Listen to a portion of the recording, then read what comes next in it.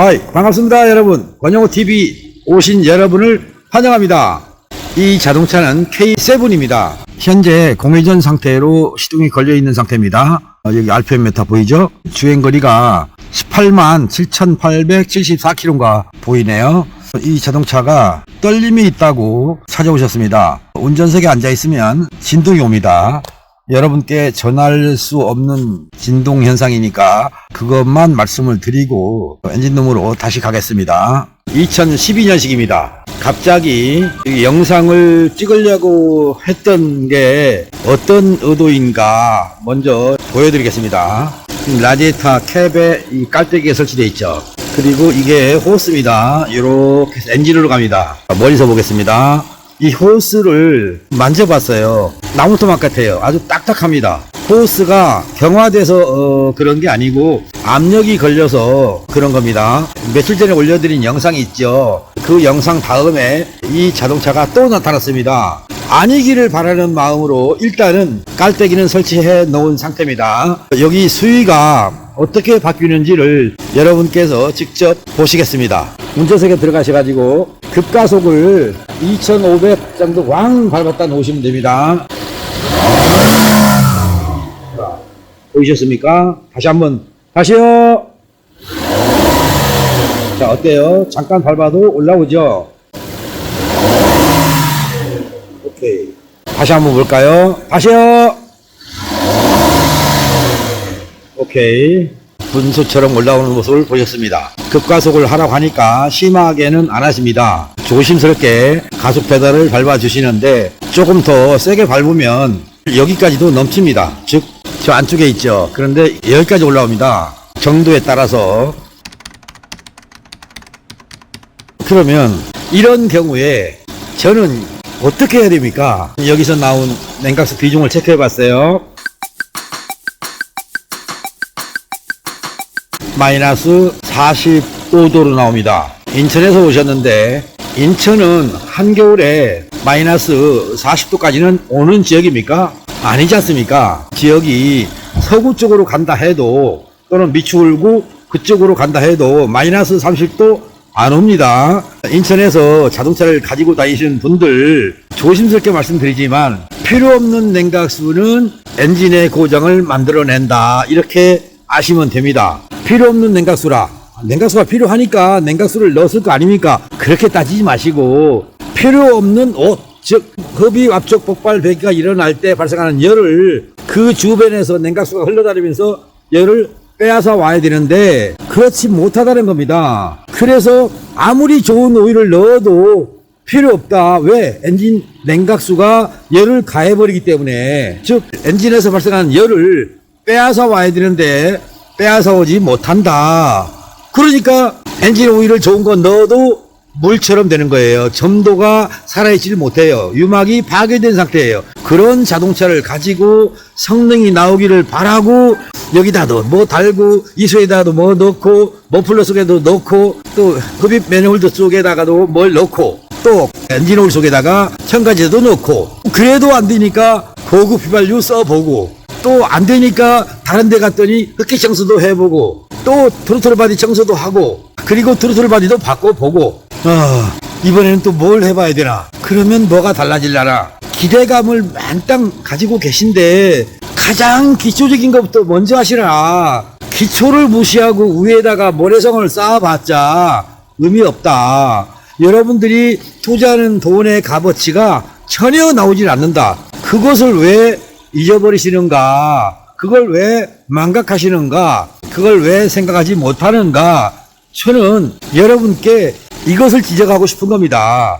자동차 성능을 좋게 바란다면 또 고성능 자동차가 되기를 바란다면 다른 데 신경 쓰지 마시고 그냥 냉각수 정비 하셔라. 어떻게 해요? 비중 맞춰라. 그 지역에 맞게 여러분들이 사는 지역에 맞는 비중 플러스 폐하를 맞춰줘라. 그러면 자동차 성능이 저절로 좋아진다. 왜 무시하고 사시냐 그런 얘기입니다. 여러분 옛날에 대장금 이런 드라마 많이 보셨을 겁니다. 거기에서 보면 허준이라는 분이 등장하죠. 여의태라는 분도 등장합니다. 이분들 침 잘 넣는 분으로 보이죠. 그분들은 약초학의 전문가들입니다. 어떠한 약초를 달여서 먹으면, 삶아서 먹으면, 바르면 질병이 치료가 된다. 그런데 모든 질병의 근원은요, 열입니다. 열병. 한여름에 더워서 쓰러지지 않습니까? 의식불명 상태가 옵니다. 그럼 어떻게 합니까? 옷 벗겨서 찬바람 쏘여주고 부채질 해주고 이러지 않습니까? 열병이에요. 열병을 돌림병이라고 했던 거고요. 지금 자동차에서, 여러분들의 자동차에서 발생한 거, 방금 여기서 봤던 이 모습도 열에 의해서 발생한다. 이렇게 생각하시면 자동차 고장, 야, 없는데 고장 없어요. 무슨 고장이 있습니까? 자, 냉각수 관리를 통해서 엔진오일 점성을 살려주었어요. 그러면 30짜리의 점도를 넣어야 할 자동차가 40짜리 오일을 넣을 일도 없고, 30 넣어야 할 오일을 오히려 20으로 다운시켜도 엔진 성능이 좋아요.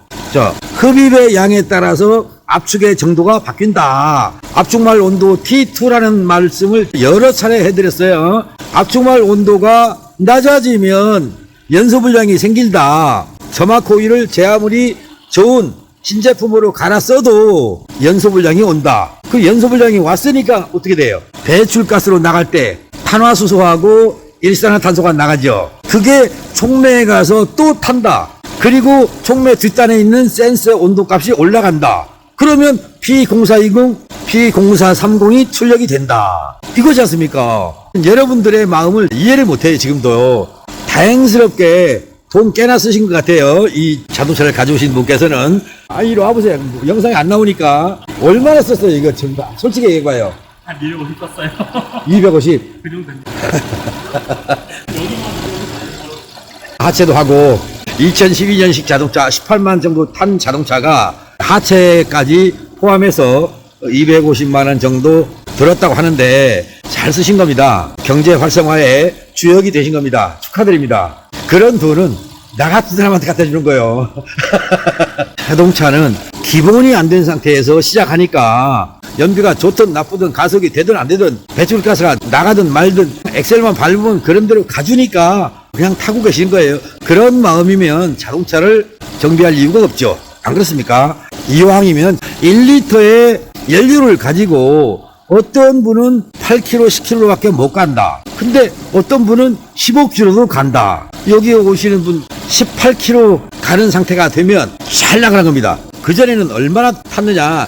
1리터 가지고 잘 나와야 12km 나오더래요. 그분 오셔서 냉각수 바꾸고 오일 바꾼 거밖에 없어요. 그 차는 디젤 차니까. 그러니까 오일하고 냉각수만 했어요. 그랬더니 연비가 자꾸 좋아지는 거예요. 최대 자그마치 22km를 간다. 그러시면서 오셔서 자랑을 하세요. 아니, 그거하고 연비하고 무슨 상관이 있는지 저는 이해가 안 됐어요. 영상을 보면서 연비 얘기를 할 때마다 에이 믿음이 안 갔다는 거예요. 그런데 막상 자기가 해보니 연비가 좋아지더라. 그런데 한 달 반 정도 된 것 같아요. 22km 주행하던 연비가 18km로 왔다고 오일을 바꿔줄까 한다고 찾아오셨어요. 확인해 보니 약간의 오염 정도가 보여서 하루 종일 세워놓고 클리닝하고 오일을 바꾸고 나가셨어요. 이 자동차는 지금 냉각수는 측정해봤지만 아직 오일 체크는 안 해봤어요. 엔진 오일도 보면 누구 말대로 뻔할 뻔짜 뻔합니다. 틀림없이 오일 게이지를 뽑았을 때 정상적인 점도가 아닐 것이다, 이렇게 생각합니다.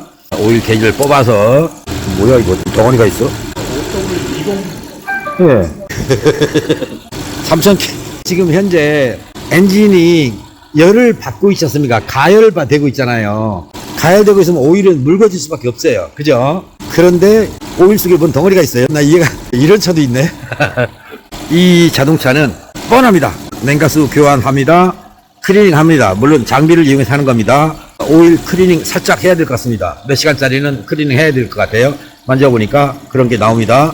그리고 배기구로 왔습니다. 여기다가 손을 대봤어요. 좋아요. 뭐가 좋냐? 따끈따끈해요. 저리 가 있어. 따끈따끈해요. 곧 점화 성능이 안 좋다는 뜻입니다. 그러면 모두에서 말씀드린 바와 같이 운전석에 앉아서 진동이 온다고 소개를 해드렸어요. 그 진동의 원인은 뭐였을까? 파워 밸런스 불량입니다. 실린더별로 힘의 균형이 안 맞으면 ECU가 점화 시기를 이용해서 진각과 지각의 폭을 왔다 갔다 하면서 짧게 하는 게 아니라 길게 합니다. 이런 상태가 될 때 진동이 오는 겁니다. 이런 경우에 그냥 점화찐바예요 뭐 이런 식으로 얘기하고 코일 바꾸고 플러그를 바꾼다. 이건 별로 의미가 없어요. 이럴 때는 바꿔보자 라고 하는 건 아니라는 겁니다. 여러분들 자동차에서 스파크 플러그를 뽑았을 때 플러그의 색깔을 한번 보시는 것도 괜찮습니다. 이 차 거는 아니지만 다른 차용 플러그입니다. 왼쪽에 있는 거 이 스파크 플러그가 잘못됐다고 설명드렸을 겁니다. 포르쉐에서 빼낸 겁니다. 이건 국산차에서 뽑아낸 거고요. 여기 색깔을 보시죠. 흰 색깔 애자 부분입니다. 여기는 가운데에도 애자 부분이 어떻게 생겼습니까? 그을렸죠. 실화를 발생시키고 있었다. 그 이유는 스파크 플러그의 구조가 잘못됐다. 애자 옆에 전극이 나와 있죠. 근데 얘는 중심 전극과 우회를 덮어주는 접지 전극과 가운데 플러스 전극, 그게 보이죠 이렇게. 그런데 왼쪽 거 다시 한번 보시죠. 가운데 하얀 부분이 지금 검게 그을렸는데 중심 전극은 저 위에가 있죠. 거기 가서 접지 전극이 이렇게 가야 되는데 밑에가 있단 말이에요. 이게 잘못됐다. 여러분께 지금 말씀드리는 거는 플러그를 빼서 이렇게 봤더니 오른쪽 거는 잘 탄 거죠. 근데 왼쪽은 안 탔지 않습니까? 전극을 4개를 두면 뭐하고 3개를 두면 뭐합니까? 연소가 안 되는 조건이면 이런 성능이 되는 겁니다. 자동차의 연비가 좋을 수 없는 자동차가 됐었다. 이렇게 생각하시면 되는 겁니다. 스파크 플러그를 빼냈을 때 색상을 보고 저온 연소였는가 고온 연소였는가 그거를 보는 겁니다. 저온 연소 조건이면 압축의 문제와 점화 플러그의 문제가 있었을 것이다. 고온 연소 조건이면 냉각수가 개입됐을 것이다. 이렇게 생각하시는 겁니다. 곧 스파크 플러그 하나를 바꾸더라도 그냥 바꾸지 마시고 색깔을 보고 그을렸으니까 바꿉시다. 그게 아니라 색상을 보고 추가 정비가 필요합니다 라고 듣고 바꾸시는 겁니다. 고객님 플러그 보니까 새카맣게 됐는데요 바꾸셔야겠습니다. 아 그러세요? 바꿔주세요. 그러지 마시고 왜 그을리는 겁니까? 한 번 정도만 물어보십시오. 여러분 돈 쓰는데도 여러분들은 궁금증도 안 가집니까? 내 돈 나갈 건데도 정정당당한 돈을 지급하는 건지 이상하게 돈을 지급하는 건지 한 번 정도 생각 안 됩니까? 그 정도로 무관심한 상태로 자동차를 가지고 다니시는 분들입니까? 그런데 왜 차를 고치러 갑니까? 무관심하면 그냥 타시지. 가다가 서버리면 보험 잘 되니까 견인해서 가고 또 거기서 뭐 고치라 그러면 예 해주세요. 그러면 속 편하지 않습니까? 자동차 전문가도 아닌데 복잡하게 알아야 되나 이런 생각하지 마시고 모르면 쓸데없는 정비를 하게 된다. 알면 보다 효과적인 자동차를 운행하게 된다. 곧 정비비를 연료비에서 보상을 받을 수 있는 정비 결과를 얻을 수 있다 라고 생각하십시오. 일단은 이 선생님과 함께 얘기를 좀 나눠보겠습니다.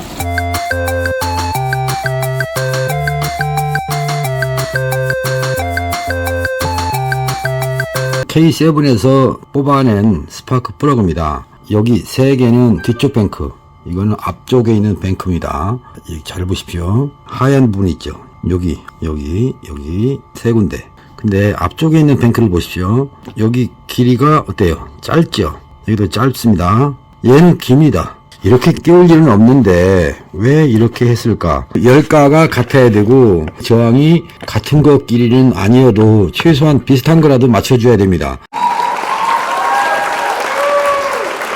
안녕하세요. 저 스파크 플러그를 빼봤어요. 앞에 쪽 거, 이건 뒤쪽에 건데 뒤에 거는 규격이 같아요. 그럼 앞에는 달라요. 여기 잘 보세요. 뭐가 다른가? 여기 얘는 길죠. 이쪽은 어때요? 좀 길죠. 이쪽 3개하고 이거는 같아요. 2개는 짧아요. 열가가 높은 열가예요. 이렇게 되면 안 돼요. 또 하나는 이거 보시겠습니다. 여기 뾰족하죠. 얘는 뭉뚱합니다. 이런 상태라서 교환해야 될 상태라는 말씀을 미리 드리고요. 부속은 내일 구해서 끼우도록 하겠습니다.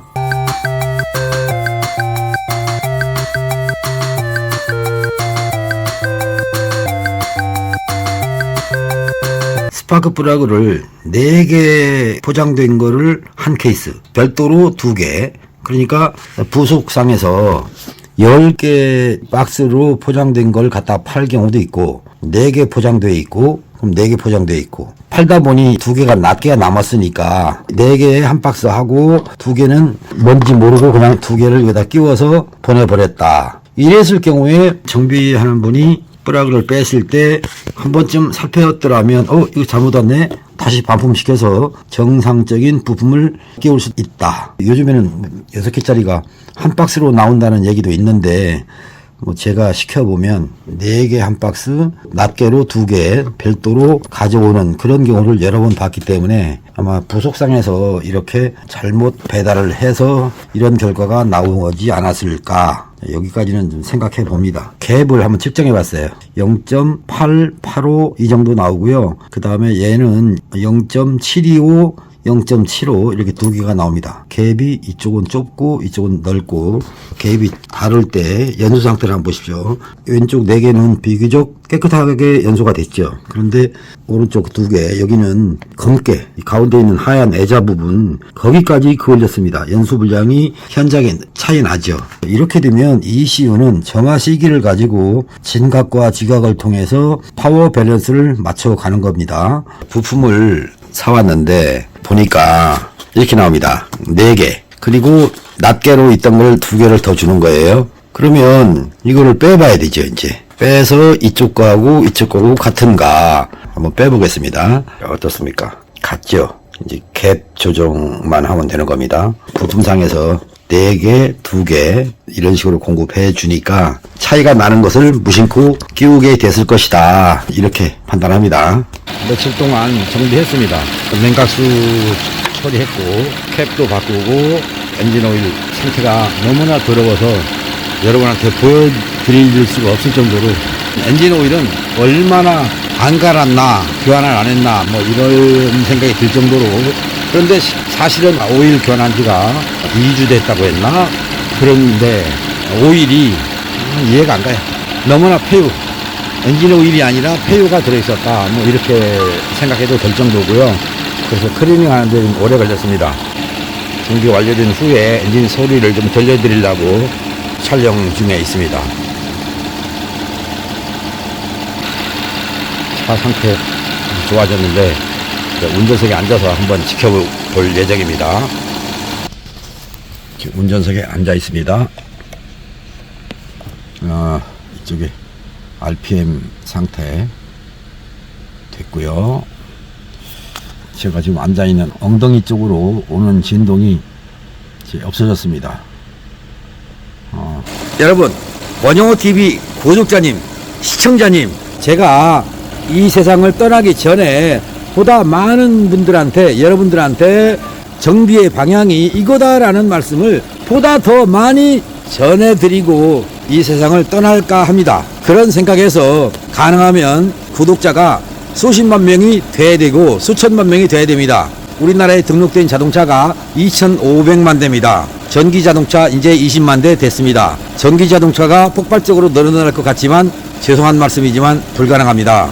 내연기관 자동차, 즉 연료를 떼서 굴러가는 자동차가 더 수명이 길다, 그게 더 편리하다, 앞으로도 영원히 사라지지 않는다, 전기자동차는 대세가 될 수 없다는 말씀을 기억하시고, 지금 사용하는 자동차를 보다 더 알뜰하게 하려면 권영호TV를 꼭 구독하시고, 내가 자동차 전문가가 되겠다는 심정으로 공부를 하신다면 여러분들은 알뜰한 자동차 관리를 하실 수 있겠고, 여러분들이 이용하는 자동차의 수명, 그게 곧 여러분들의 부를 살려주는, 지켜주는 기기가 될 것이다, 이 말씀을 끝으로 방송 마치겠습니다. 여러분, 시청해주신 여러분 고맙습니다.